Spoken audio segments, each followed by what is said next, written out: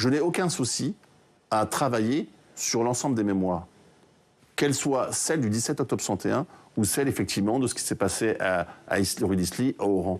Mais je dis à Mme Boyer, est-elle, elle, favorable à discuter, justement, de l'ensemble des mémoires? Moi, je suis pour les mémoires complémentaires parce que c'est la réalité de notre pays, sa diversité. Donc, je lance un appel aujourd'hui à Mme Boyer et à M. Retailleau, avec qui j'avais des échanges à l'époque.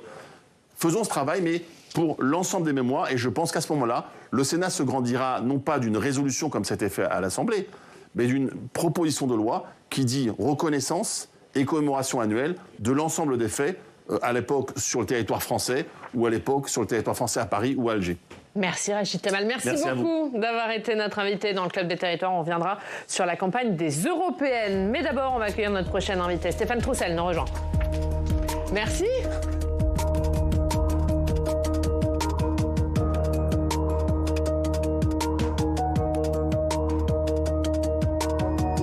C'était pas plus en horaire. Et notre invité politique ce matin, c'est Stéphane Troussel. Bonjour. Bonjour. Merci beaucoup d'être avec nous, président du Conseil départemental de la Seine-Saint-Denis, porte-parole du Parti socialiste. Emmanuel Macron était chez vous hier pour inaugurer le centre aquatique olympique. D'abord, il a confirmé que le scénario privilégié pour la cérémonie d'ouverture, c'était la Seine. Est-ce qu'il a raison de maintenir son idée en dépit de la menace terroriste ? Bien évidemment qu'il a raison de maintenir. D'abord, c'est le seul scénario qui est à l'œuvre aujourd'hui de grandes cérémonies que la France, qui n'a pas organisé les Jeux Olympiques depuis 100 ans, eh bien, va offrir au monde une belle cérémonie sur ce lieu emblématique à la fois pour Paris et pour notre pays. Et donc, parallèlement, bien évidemment, il faut être vigilant, il faut être particulièrement préoccupé par ces questions de sécurité. La France vient de relever le plan Vigipirate à son niveau le plus élevé pour faire face à cette menace terroriste. Et nous sommes bien évidemment les uns et les autres particulièrement vigilants. Mais je crois que moi j'ai confiance dans la capacité de notre pays à la fois à organiser une telle cérémonie, mais aussi à prendre en compte ces questions de sécurité. Il y a 45 000 forces de l'ordre qui seront mobilisées pour ces Jeux Olympiques et Paralympiques. Et je crois, oui, le président de la République a raison. Donc vous ne lui demandez pas de le faire chez vous au Stade de France ? Mais il y aura 2 cérémonies au Stade de France, les 2 cérémonies de clôture. Mais je crois que oui, nous avons aussi tous ensemble, collectivement, à la fois voulu cette cérémonie sur la Seine, qui va, je le rappelle, permettre d'accueillir 5 fois plus de spectateurs que lors d'une cérémonie habituellement organisée dans un stade. Est-ce que vous pensez que tout sera prêt en temps et en heure pour ces Jeux Olympiques ? Oui, je suis convaincu. D'ailleurs, regardez, hier, nous inaugurions le centre aquatique olympique, précédemment le village des médias, puis encore le village des athlètes, les piscines d'entraînement en Seine-Saint-Denis, l'aréna à la porte de la Chapelle, donc la marina il y a quelques jours à Marseille. Donc oui, nous serons prêts, parce que ça fait plusieurs années que nous sommes mobilisés, parce qu'il y a un formidable travail entre les collectivités locales, l'État et le comité d'organisation, mais aussi la Solidéo qui est chargée justement de la construction, la rénovation, les extensions des équipements durables, pérennes, qui vont rester en héritage. Donc oui, nous serons prêts. Ces Jeux Olympiques, est-ce qu'ils seront profitables pour la Seine-Saint-Denis ? Quel héritage ils vont laisser ? Mais vous savez, moi, avec les élus locaux de Seine-Saint-Denis, si nous nous sommes engagés, si nous avons engagé la Seine-Saint-Denis dans l'organisation de ces Jeux Olympiques et Paralympiques, c'est bien sûr pour participer à cette grande fête, la plus grande compétition internationale, mais c'est surtout avec cet état d'esprit, avec cette volonté de l'héritage pour les habitants de la Seine-Saint-Denis. Des piscines, des logements, des passerelles, des ponts sur l'autoroute, sur la Seine, l'agrandissement d'un parc départementale de 13 hectares à La Courneuve, la délocalisation d'une entreprise classée Céveso, pourtant installée au cœur d'un quartier. Mais tout ça, ce sera accessible. La piscine olympique inaugurée hier, après, elle sera accessible facilement pour les habitants de Saint-Denis. Le village olympique, les habitations, ils seront à des prix accessibles pour les habitants de Saint-Denis. En fait, c'est ça qui fait la force aussi du dossier de Paris par rapport à tous les autres. Il n'y a pas d'éléphant blanc. Il n'y a pas d'équipement qui a été construit sans penser son exploitation future. Et donc, le centre aquatique olympique inauguré hier, non seulement il y a eu le choix du constructeur, mais il y a eu aussi le choix et les conditions de l'exploitation future. Donc, avec une tarification qui permettra, par exemple, d'accueillir le grand public à des prix de 5 €, de 3,50 €, qui permettra l'accueil des scolaires, l'accueil du mouvement sportif. Et c'est ça qui fait la force de ce dossier. Parce qu'au moment de ces choix, eh bien, nous avons aussi pensé l'utilisation future. Les logements, ils n'ont pas été pensés seulement pour accueillir les athlètes. Ils ont été d'abord pensés pour ce qu'ils seront demain pour les habitants de Seine-Saint-Denis, et pas seulement de Seine-Saint-Denis, ceux du Grand Paris et de l'Île-de-France qui voudront venir habiter ici dans ces nouveaux quartiers. Le gouvernement a mis en place des sas régionaux dans plusieurs villes de province pour accueillir les migrants et les sans-abri venus d'Île-de-France. Le ministre chargé du logement, Guillaume Kasbarian, il assure qu'il s'agit de répondre au manque de logements en Île-de-France et que ça n'a pas de lien avec les Jeux Olympiques. Vous le croyez ? Écoutez, à ma connaissance, il n'y a effectivement pas de migrants qui seraient envoyés spécifiquement à cause des JO dans d'autres territoires. Il faut dire quand même, parce que moi, j'en ai aussi un peu assez d'entendre ces questions-là, sans que jamais on se pose la question de la situation actuelle dans le Grand Paris ou dans l'Île-de-France. En Seine-Saint-Denis et à Paris, il y a chaque soir 65% de l'hébergement d'urgence de toute l'Île-de-France. Donc oui, il y a des dispositifs d'hébergement et de logement qui sont saturés en Île-de-France. Oui, il n'est pas acceptable que Paris et la Seine-Saint-Denis effectivement, accueille chaque soir 65% de tout l'hébergement d'urgence d'Île-de-France. Donc, dès lors qu'on est dans cette situation, oui, il faut prévoir des dispositifs à la fois d'accueil, de prise en charge et d'accompagnement. Donc ces sas régionaux sont une bonne idée. Vous savez, quand la France a accueilli trop peu, à mon goût, d'Ukrainiens, l'Île-de-France et la Seine-Saint-Denis en particulier ont été considérés comme essentiellement des dispositifs, des territoires d'accueil, d'évaluation, de premier accueil, de première prise en charge, pour faire en sorte que, justement, dans des territoires où à la fois il y a des capacités d'hébergement et de logement, mais aussi des besoins parfois de main-d'œuvre dans un certain nombre de territoires sur le plan des activités économiques, qu'il puisse y avoir une meilleure répartition. Vous savez, moi je suis pour que la France, elle accueille, elle organise et elle accueille mieux. Il faut sortir de ce, de ce fantasme qu'on réglerait la situation sur ces questions de migration seulement en barricadant notre pays. Ça n'existe pas. Face au désordre du monde, qu'il soit lié aux enjeux climatiques, aux guerres ou aux violences, y compris les questions démographiques, oui, notre pays va devoir accueillir. Mais il faut organiser cet accueil pour que cet accueil il se fasse dignement. On va parler d'un autre sujet, c'est le dérapage du déficit. Le gouvernement cherche des économies mardi. Les élus locaux seront donc reçus à Bercy. Les dépenses des collectivités, c'est 20% de la dépense publique du pays. Est-ce qu'il n'est pas normal qu'elle contribue à l'effort ? Enfin voilà quelque chose d'assez extraordinaire. C'est Mozart de la finance qui donne des leçons à tout le monde. Monsieur le maire, monsieur Attal, qui pour Bruno Le Maire est en responsabilité depuis 7 ans, qui a fait voter un budget il y a à peine quelques mois. Et voilà qu'ils reviennent nous voir quelques semaines après pour nous dire oh là là, les finances publiques sont exsangues, la croissance tourne au ralenti. Et donc, qu'est-ce qu'ils veulent dire finalement avec ça ? Ils lancent quelques ballons d'essai. Réduction des dépenses sociales, pression sur les collectivités locales, énième réforme de l'indemnisation du chômage. On va revenir sur le social, mais les collectivités, est-ce qu'il est normal qu'elles participent à l'effort ? Écoutez, c'est eux qui sont responsables de la dette, c'est eux qui sont responsables des déficits, c'est eux qui ont braqué la caisse et qui maintenant veulent nous faire payer la note de leurs inconséquences, du fait qu'ils ont fait des cadeaux aux plus privilégiés de ce pays, qu'ils ont supprimé l'impôt sur les grandes fortunes, qu'ils ont fait la flat tax, ils ont assécher nos finances publiques et maintenant ils veulent nous présenter la note aux Français comme aux collectivités locales. Eh bien non, il faut qu'il y ait d'autres solutions. Par ailleurs, on peut parler de la situation des collectivités locales. Moi, j'ai pas de problème. Mais rien sur les collectivités. Il ne faut pas qu'il y ait de demander de baisse des dépenses ou d'économies aux collectivités pour vous. Mais c'est pas les collectivités locales qui contribuent à cette situation. C'est pas les collectivités. Heureusement qu'il y a les collectivités locales, par exemple, pour investir dans notre pays. C'est elles qui font l'investissement public. Et donc des mesures liées aux dépenses sociales ou aux dépenses des collectivités locales, ce serait à la fois injuste socialement, ce serait dangereux économiquement. Mais là, par exemple, ça fait 2 ans que la dotation globale de fonctionnement augmente. Est-ce que vous comprendriez que dans le prochain budget, elle n'augmente pas? Mais moi, ce que je voudrais, c'est surtout qu'on remette un certain nombre de mécanismes à plat. On est dans cette période, pas seulement d'un point de vue conjoncturel, on est en ce moment, à un peu plus de 40 ans, des premières lois de décentralisation. La réalité, c'est que de mon point de vue, à part les premières lois de décentralisation, depuis, c'est un État qui s'est déchargé de ses compétences. Non, mais on va revenir sur la décentralisation, mais sur la DGF. Oui, la DGF, est-ce que vous dites, ça serait normal qu'elle augmente plus? Non, moi, ce que je voudrais, c'est qu'on n'examine pas seulement la situation de la DGF, mais qu'on examine l'ensemble des mécanismes de financement des collectivités locales.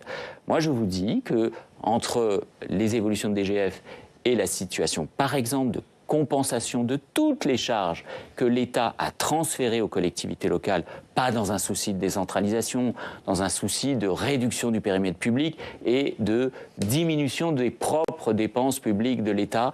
Aujourd'hui, on a créé davantage d'inégalités entre les territoires et les citoyens. Donc moi, je veux bien discuter de la DGF, mais je pense qu'il faut... Bon, mais vous êtes prêt à en discuter. Il faut tout remettre à plat sur le financement des collectivités locales. Parce qu'aujourd'hui, c'est la République qui marche à l'envers.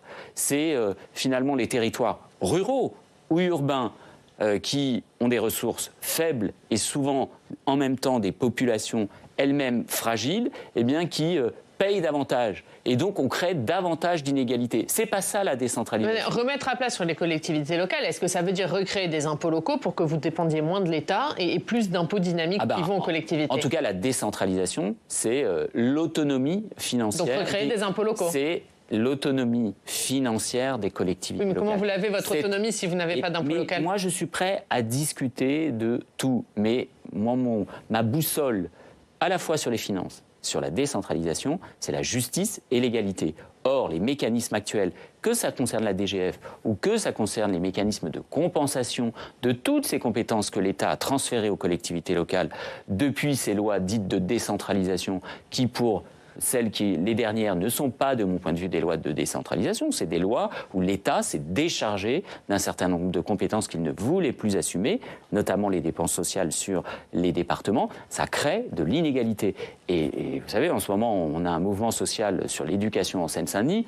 Eh bien, quand j'investis pour les collèges de Seine-Saint-Denis, que je suis compensé par l'État à moins de 9%, quand la moyenne est à 16%, et quand certains départements sont compensés à 85% par l'État, eh bien moi, je veux aborder cette question à la fois des déficits, à la fois des finances locales et de la décentralisation dans un même mouvement. Il faut remettre de la justice et de l'égalité dans notre pays. Est-ce que ça ne va pas être un peu compliqué pour vous, socialistes, lors de cette réunion à Bercy, de défendre les finances des collectivités quand François Hollande, quand il fallait chercher des économies, a demandé aux collectivités des économies de 10 milliards d'euros? Mais je vous rappelle qu'on n'est pas dans la même situation, parce que le gouvernement, c'est lui qui s'est privé d'un certain nombre de ressources. C'est lui qui a supprimé l'impôt sur les grandes fortunes. C'est lui qui a fait la flat tax. C'est lui qui... Aujourd'hui, c'est la faute d'une baisse de recettes fiscales. C'est pas que de la faute du gouvernement. Mais écoutez, c'est encore une fois, c'est lui qui s'est privé d'un certain nombre de ressources. C'est par ailleurs lui qui refuse d'envisager par exemple, de taxer les super-profits. 97 milliards d'augmentation des dividendes auprès des entreprises du CAC 40 à la fin 2023.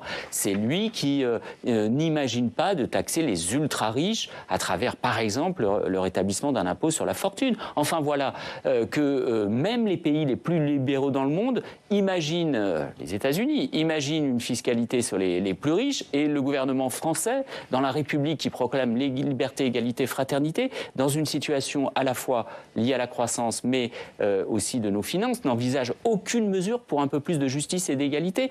Mais ils ont braqué la caisse et maintenant, ils veulent nous présenter la note à la fois aux Français, même les plus modestes. En fait, c'est des adeptes, vous savez, d'Alphonse Allais, qui disait, finalement, dans une situation compliquée, il faut aller chercher l'argent où il est, auprès des plus pauvres, parce que certes, ils n'ont pas beaucoup d'argent, mais ils sont les plus nombreux. Eh bien, c'est ça la formule de Bruno Le Maire. Eh bien, ça, c'est inacceptable, c'est injuste socialement, c'est dangereux et inefficace sur le plan économique.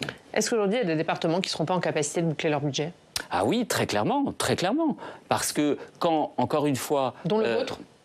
Le mien, nous avons fait des efforts depuis 10 ans parce que dans cette situation, nous avons été sérieux sur le plan de nos équilibres budgétaires parce que par ailleurs, et je me sentais parfois un peu seul quand je disais qu'il y avait un problème sur le financement du RSA, quand il y a un problème sur le financement des allocations individuelles de solidarité, l'APA, la prestation de compensation du handicap, eh bien moi j'ai mené cette bataille. Et pour qu'il soit renationalisé. Hein. Pour que le financement de cette allocation soit renationalisé. Et donc, alors il est renationalisé, mais il n'empêche que dans l'accord que j'ai passé avec Jean Castex, le département continue de mettre sur le RSA le reste à charge par habitant le plus élevé du pays. Mais néanmoins, pour ce qui est de l'avenir, en termes d'augmentation, en nombre comme en valeur, eh bien, c'est l'État désormais qui assume. Et donc, mais oui, les départements sont en difficulté, notamment parce que les mécanismes de compensation de ces grandes dépenses sociales, eh bien, se sont faites, encore une fois, en marchant sur la tête, à l'envers. Et donc, ce sont les départements les plus pauvres, ce sont les territoires les plus pauvres qui accueillent souvent des populations fragiles, qui payent le plus pour ces dépenses sociales. Ça ne va pas, il faut remettre à plat. Est-ce que remettre à plat, ça veut dire aussi revoir le millefeuille territorial ? Oui, mais là encore, ça ne peut pas être des slogans, l'enchevêtrement des compétences, la clarification des compétences. Est-ce qu'on pourrait revenir finalement à l'esprit des lois de décentralisation. L'esprit des lois de décentralisation, c'est avoir une décision publique qui soit au plus près de nos concitoyens, y compris qui se construise avec nos concitoyens. C'est d'abord un mécanisme politique, c'est pas un mécanisme technocratique ou simplement d'équilibre comptable. C'est une vision de l'organisation du pays. C'est pas d'abord de savoir s'il y a telle ou telle strate ou, encore une fois, de compétences. Moi, ce que je souhaite, c'est que à la fois, puisqu'on vient de fêter les 40 ans de ces premières lois de décentralisation, qu'on établisse un bilan de la situation, qu'on regarde qu'est-ce qu'on a amélioré, qu'est-ce qui a progressé, est-ce qu'on a renforcé à la fois la démocratie locale, mais aussi justement cette idée d'une meilleure égalité entre les territoires et entre les citoyens. Et on verra que, eh bien, de ce point de vue-là aussi, y compris dans une période d'argent public rare, eh bien, on doit avoir ce souci de l'égalité et de la justice. On dit un mot des Européennes et du Parti Socialiste. Pour terminer, on a vu cette image de Olivier Faure, Nicolas Meyer-Rossignol et Raphaël Glucksmann réunis lors d'un meeting. Est-ce que ce dernier est le candidat qui réconcilie les socialistes ? Bah, franchement, cette porte d'entrée, c'est un peu, si vous me permettez, Oriane Mancini, le petit bout de la lorgnette. C'est quand même important. Les débats picrocolin à l'intérieur du Parti Socialiste, c'est pas l'enjeu de ces élections européennes. C'est pas que picrocolin. Est-ce que ça dit beaucoup de la ligne du Parti Socialiste ? Est-ce que doit incarner le Parti Socialiste à l'avenir, après les européennes ? Le Parti Socialiste, et moi je suis heureux qu'avec Olivier Faure et la majorité du Parti Socialiste ont fait ce choix, il doit toujours se placer au cœur de la gauche. Reconnaissez que jusqu'à maintenant, il n'était pas au cœur de la gauche. Eh bien, il doit se placer au cœur de la gauche. Et donc, l'intérêt de ce que nous avons fait aux élections législatives, c'est de nous replacer au cœur de la gauche. Moi, je n'ai pas d'ennemis à gauche. Mes ennemis sont à l'extrême droite. Mes adversaires, ils sont les droites. Libérales et conservatrices. Donc vous voyez qu'on est au-delà du picrocolin, on est sur la ligne, parce que Raphaël Glucksmann, lui, très clairement, il dit qu'il ne peut pas y avoir d'alliance avec la France Insoumise, qu'il n'est pas sur la ligne de la France Insoumise. C'est pas ce que dit Olivier Faure, c'est pas ce que vous dites. Est-ce que c'est aussi la question de la ligne et de l'avenir du Parti Socialiste qui se joue dans ces européennes ? Mais ces élections européennes, elles doivent nous permettre, et c'est ça l'enjeu de ces européennes, de savoir quelle va être la majorité au Parlement européen. Quel va être le groupe politique le plus puissant ? Est-ce que c'est le groupe des familles socialistes et social-démocrates ou est-ce que c'est le groupe tout aussi puissant des droites européennes ? Et donc en fonction de ce résultat, et donc moi je souhaite que la liste de Raphaël Glucksmann du Parti Socialiste et de Place Publique soit effectivement amène le plus de députés européens dans ce groupe des familles socialistes, social-démocrates pour peser sur la ligne du Parlement européen. Parce que c'est l'orientation du Parlement européen, par exemple, qui déterminera quelle est la coloration politique de celui ou celle qui dirigera la Commission européenne, qui a un rôle majeur dans l'équilibre des pouvoirs au sein de l'Union européenne. Et donc, est-ce qu'on aura un profil finalement à la Jacques Delors avec M. Schmitt, ou est-ce qu'on aura un profil à la Barroso ou à Madame van der Leyen? Ça ne fait pas la même politique au final. Hein, est-ce que ça fait de la justice sociale, de la justice climatique, de la démocratie européenne, ou est-ce qu'au contraire, on continue la libéralisation, la dérégulation, l'absence de fiscalité européenne? C'est ça qui est l'enjeu. Et on verra les autres débats. Ils viendront parce que... Mais ils viendront quand ? Au lendemain des européennes ? Bien évidemment qu'ils doivent venir au lendemain des élections européennes, parce que l'enjeu, finalement, c'est pas de savoir si les uns et les autres, à gauche, on va être à 1 ou 2 points. Bien évidemment que je souhaite que la liste de Raphaël Glucksmann, elle soit la plus haute possible, à la fois pour les enjeux européens, mais aussi parce que je crois effectivement que dans le débat interne de la gauche, il faudra qu'on ait ces débats. Mais qui peut imaginer que quand on a une extrême droite qui est à 30, 35, peut-être 40% avec les autres listes d'extrême droite, eh bien la gauche, elle continue de passer son temps à regarder comment elle pique un point à ses concurrents de gauche. Donc il faudra qu'au lendemain de ces élections européennes... Mais est-ce que pour vous reconstruire, il faut pas que vous affirmiez une ligne claire? Mais bien évidemment qu'on affirme cette ligne claire. Est-ce que là, vous n'avez pas un peu mis la poussière sous le tapis avec cette histoire de moratoire? Mais on affirme une ligne politique claire. La ligne politique claire du Parti socialiste, c'est d'être au cœur de la gauche. Moi, je n'ai pas d'ennemis à gauche. J'ai des différences, j'ai des débats, il faut les assumer, mais arrêtons, et d'ailleurs je le conseille aussi dans ce débat européen, arrêtons de passer notre temps à dire les uns et les autres ce qu'on pense de la liste de gauche. Vous conseillez à la France Insoumise aussi? Mais bien évidemment. Qui attaque beaucoup ses concurrents à gauche. Écoutez, il devrait regarder ce qui nous est arrivé nous-mêmes à l'élection présidentielle. On a fini la campagne présidentielle à passer notre temps à taper sur nos concurrents de gauche. Quel a été le résultat? Donc on affirme notre ligne politique et on n'a pas d'adversaire à gauche, que les uns et les autres disent leur projet européen pour la justice sociale, pour l'efficacité économique, pour la démocratie européenne, à un moment où l'Europe, elle a besoin de s'affirmer, alors que peut-être dans quelques mois, Trump va être à nouveau élu président des États-Unis et que la Russie de Poutine nous menace quotidiennement par des ingérences numériques, par un certain nombre de procédés insupportables. Et donc, il faut affirmer cette puissance européenne dans la justice sociale, climatique et la démocratie européenne. Merci Stéphane Troussel. Merci à vous. Merci beaucoup d'avoir été notre invité. On passe au Club des Territoires.